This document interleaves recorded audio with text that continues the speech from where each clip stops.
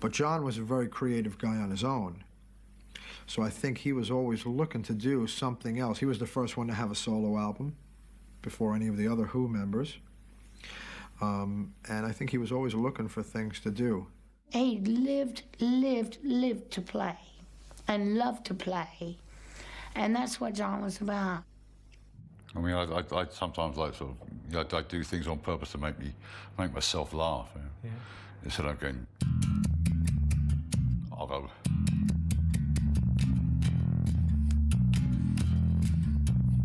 Just mess around. Yeah. And then if I need to take a drink, I can just go and have a drink. Which is necessary in a long gig. Which you have to do. Yeah. He wasn't content sitting at home. He wanted to be on the road most of the time. He was a live animal. He wanted to play live. And he saw this as the best vehicle for that. It was never looked upon as an alternative to The Who, but in those days we didn't tour so much because Pete Townsend in particular had a young family. To be on the road too long would create problems there. And there were various problems associated with all of us, but John didn't have those same problems, and he needed to work. And he would work anywhere, at any time, for anyone. Yeah, well, he had to. He was stuck, wasn't he? Didn't know what to do with himself, for example. I remember being up here one night and he was talking about having Zach out, Starkey, and playing with him. I said, who else you got? And he reeled off all his names. I said, Christ, where are you playing, you know? The Albert Hall. He said, oh, I was thinking about it.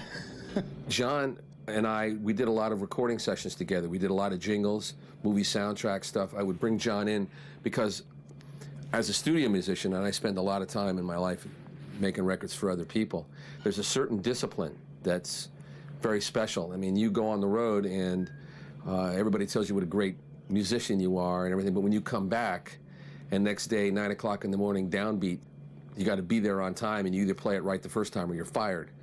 And I found that was a tremendously grounding experience no matter what was going on in the rock and roll side. And John was very much into that. John would show up at the session on time, and John was all about doing the session. You know, he was such a pro. And that's one of the reasons why I loved working with him. I always felt comfortable, whether he was on my wing or I was on his wing. I just knew that musically it was going to work. John loved America, especially Los Angeles, where he passed a lot of his time, even living there at one stage. He had a great many American friends and a great many American fans, some of whom became friends. He always liked to be told the truth. And I've been at gigs with him when he's been playing with other people, and I walk in, and maybe I hadn't seen him since he'd come over, and I walk in the dressing room, and being typically English, I would be derogatory towards him. I go, for Christ's sake, John, it's a 4-stringed instrument, how hard can it be? You know, and he'd have a laugh. And I've seen other top-ranked musicians have been in the room and they've looked at John going, who the hell is this and why is he talking to you in this way? That was a relationship we had. We just used to have a laugh. Another fan had said to him one day, how did you guys meet, you know? And John said, oh, well, I asked for him by name. I actually asked for him by name especially. And he went, really? And he went, yeah. I said to our drummer, who's the cheapest guitar player we can get? I can remember once we went for lunch down in Santa Monica to an English pub, and I saw a guy run out, as John walked in, I saw a guy run out the door. And I sort of twigged it straight away, and about 20 minutes later he turned up with this pile of albums that he'd spotted John, and he just ran home and got his albums. And I noticed that when people would be talking with him while we were hanging out, he would always just sit and talk with whoever about whatever they wanted to talk about. If they wanted to talk about guitars, he'd get into a conversation with them about guitars. If they were fans and wanted autographs, he'd sign anything they wanted. He would sign 300, if there was 300 people in line, and if he was tired or whatever, he would still, after a shot, he would do it, even if he had to go on to do something else. Because, I mean, you are about your fans, aren't you? I mean, you've always got a lot more adrenaline when you're playing to even like 5 people. Yeah.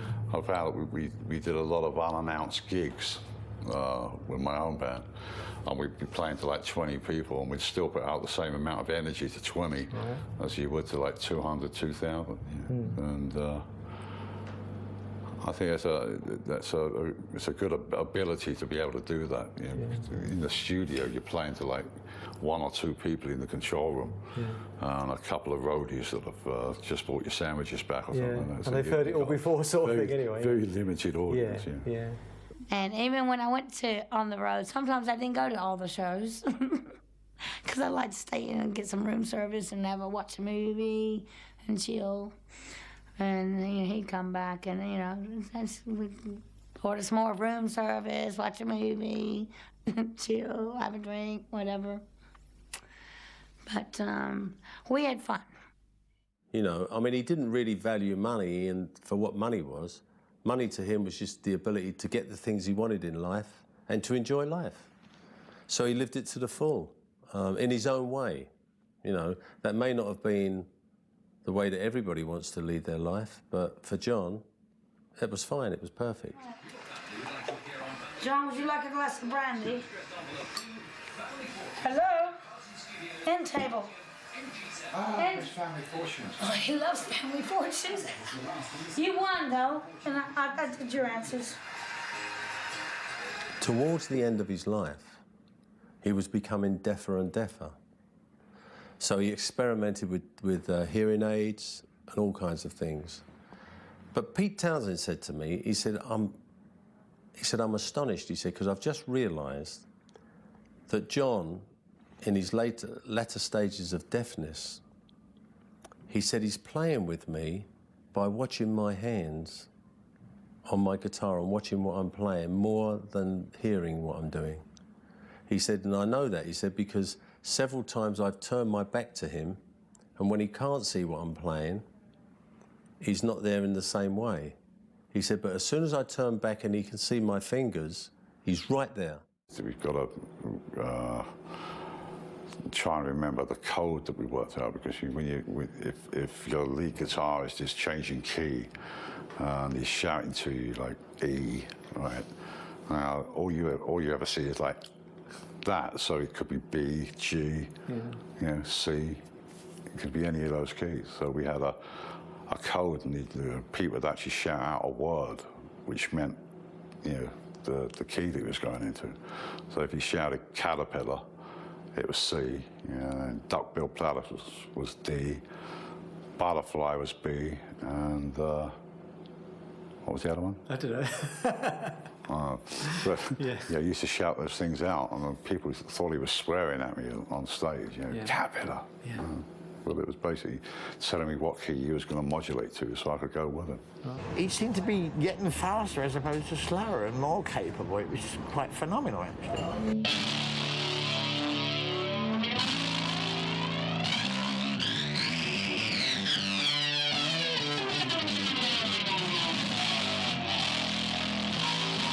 Because you've been playing for so long, his hands have developed an awful lot and got an awful lot stronger. So some of the hammer-ons and plucking and the sort of typewriter technique he had, a lot of bass players can't do that because the hands just aren't capable of it. Because he's had by that stage when he started developing that, he'd had sort of like 25 odd years of playing constantly for his hands to be that strong. So someone just coming into playing the bass, they can't do that straight away. There's just no way.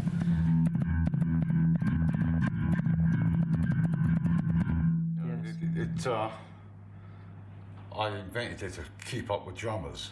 Yeah. They got double bass drums. Seriously.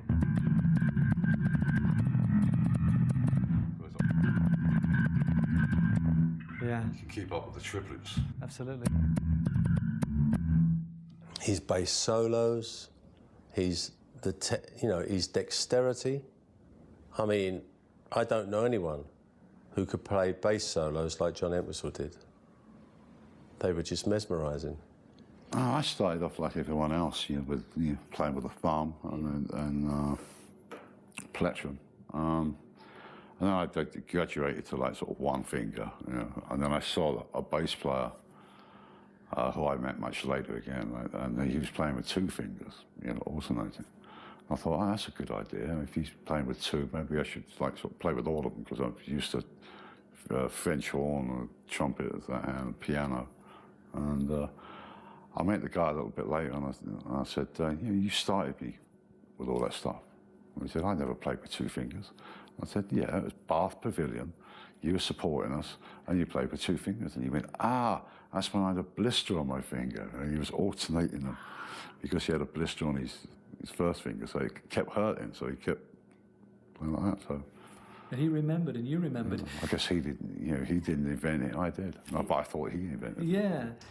Well, every year there was a poll. I'm not sure exactly where the poll was, but it was the top 10 bass players, and he always used to get very annoyed because he always used to come second, because Paul McCartney always came first. And he was annoyed about that because he was a better player than Paul McCartney. And I think he got his own back, though, because the bass player of the millennium was voted for in 2000, and that was Dad, and he was very pleased about that. John, I read John Entwistle, bass player of the millennium. We thought, he said, someone's taking the piss. I went, no. I said, yeah, well, you're my bass player anyway, the millennium. And maybe the next one if you're good. And then we kept getting these other faxes from people, but nobody had told him, rang him or anything to tell him. And we didn't believe it till we actually saw it in the magazine, because it had Hendrix as the guitarist of the millennium. And then, and he was, I was ever so proud. Yeah, well, I don't think I'll get it again. So. Yeah, I don't think you will somehow, no. But how did you feel about that? You must have been pleased. Well, yeah, it's nice. I mean, it's one of those polls that you couldn't actually win earlier. The Who are about to embark on another UK tour later on this year. A USA tour this year. Yeah. How long do you think the band will continue? As long as you still like each other? Well, with the current enthusiasm and climate, I think could possibly go on for a lot longer than the one tour. I mean, I've never felt the band so enthusiastic about playing again. And I think it's really going back to playing as a five-piece. We've got that telepathy thing going again. Whereas if you've got 10 people standing in between myself and Pete, I touched the mic again, we lost a lot of that eye contact. Yeah. We lost a lot of the spontaneity that made a lot of the fans come and see more than one show.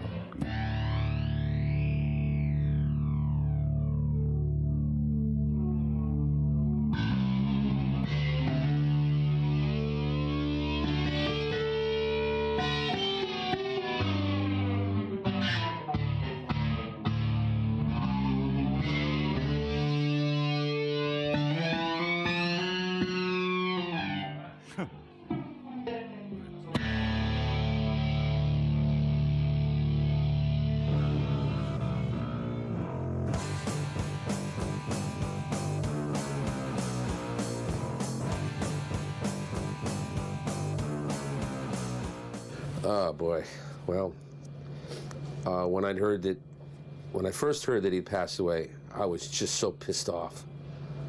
I was just so angry, a little bit angry at him. I wanted to kind of grab him and say, "Stop that shit! I need you." I was in Las Vegas with John when John died, and Pete and Roger were in Los Angeles. And John died the day before we were supposed to start the tour, and the first show was in Las Vegas. And I phoned Pete to break the news that John had passed away. I was, like everybody else, devastated, when he passed on. I phoned up Pete, because Pete Townsend and I are good mates.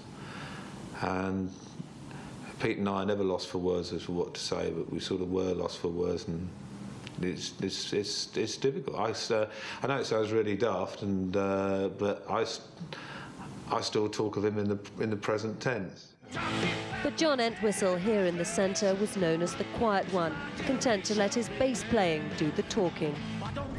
It was a bit like Stones and me, I suppose. The two things we had in common were we were like the statues on stage, and I was always regarded as your sort of local undertaker, and he was regarded as the man who never moved either. You know, he just stood there and did those amazing things. I did have a smile at the funeral, I have to say, because in the crematorium, the sound system was appalling. It was something like you would buy from Woolworths, and we listened to some stuff, but as John went away, they played I'm Free. And of course, on bad speakers, there's only one thing you can't hear on bad speakers, and that's the bass. And I thought I really did. I had a smile to myself because I thought I could imagine what he was saying, and I don't know what kind of vocabulary I'm required to use on this film, but I know exactly what there is no fucking bass is what I could hear as he was going away, and it just provided me with a bit of a consolation, I think, briefly. John's passing was so unexpected that people talk about him today as if he was still here. He left a great deal behind for the world to remember him by, not just his music. Guitars, clothes, jewellery and even suits of armour. His collections proved to be so valuable it was decided to auction them at Sotheby's, where they realised several £1 million. I've spoken to people from all over the world, but I guess 9 times out of 10 they're from America, and it's been really overwhelming. The response generally has been fantastic. Yes, we're hoping, my husband's hoping for one of the guitars, if we get lucky. There's so many people here looking for them, I think it's going to be difficult. What do you feel is going to be the most treasured item that most people would like to buy today? Well, I think it probably has to be John's own treasured item, which was the precision bass he nicknamed Frankenstein. Of all of the hundreds of guitars that John owned and played through the years, that was his one true friend, and I'm sure if the house had been burning, that would have been the one item he would have rescued. You know, John and spiders, the association goes way back to the song Boris the Spider in the 60s, and John was forever linked to the spider. It became his personal motif, to the extent that, yes, he would have jewellery made in the shape of a spider, which he invariably wore and has become, if you like, his trademark. So again, very personal items to John will, I'm sure, be highly treasured items for fans and collectors. 1300, 1400, 1500, 1600, 1700, 1800, 1900, 2000, 2100, 22 if you like. No, 21 I have. 2002 I have, 2002, 2005 all over the place. Make me an offer. No, 2005. On my right then, 2005. Selling then, here on the desk, 2005, 2500. I guess if there's any good news in all of this, John is a very lucky human being to have been able to live the life that he wanted to live, to be able to be as creative as he could be, and to have had the chance to share that creativity. And I'm just one of the lucky people to have been on the receiving side of that for a good length of time. It's a gift that I treasure forever. I just get quite sad thinking about it, because I almost feel like I don't want to go back to the room and give him a ring, you know. He made it so easy for me, and he, in his own way, had as much an impact on my life as Keith Moon did. You know, they were totally opposite characters, but in their own way, they both got hold of you in a special way. And John Entwistle, for me, he was a good friend, a very reliable friend, an amazing musician, and I miss him very much. This can actually be classed as the first Fender bass ever made, because it's the only one with a messed up scratch plate. I mean, although it says number 47, yeah, I have the right to call it number 1. So that's number 1. An incredible person, but to me more so the loss of a very dear friend and my son's godfather. And even now, I find it hard. It brings a tear to my eye. And if I'm allowed to say it, I miss the fuck out of it. He brought a lot into my life. He meant the world to me, and he always will do. And regardless of what the papers say and how he died, you know, with the stripper or whatnot, it doesn't matter, because I do not love him any less. Because I know he loved me, and we loved each other, and we're soulmates. And we're like that forever. And I'm sorry. No, I think... Sorry. After carrying the burden of John's death for over 2.5 years and finding it difficult to bear, Lisa Pritchett Johnson passed away in the spring of 2005.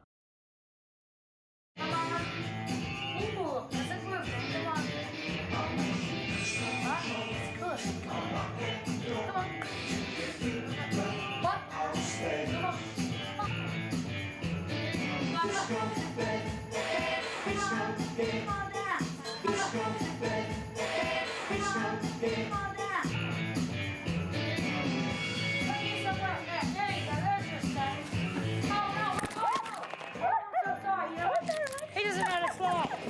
I'm so sorry. He doesn't